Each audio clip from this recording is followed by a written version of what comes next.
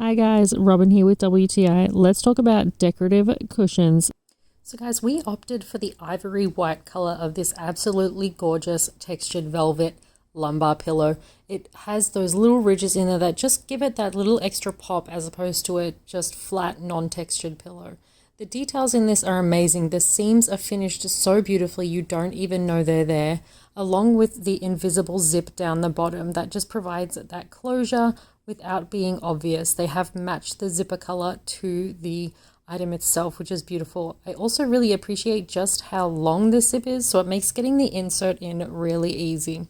So it comes without the insert, so you do purchase that separately. But like I said, the easy access zip makes it so easy to put together and complete that it is just not a problem, and it holds up really well. The fabric is not too thick and not too thin, and it is super comfortable to sit against, lean against, and then also just have as a feature.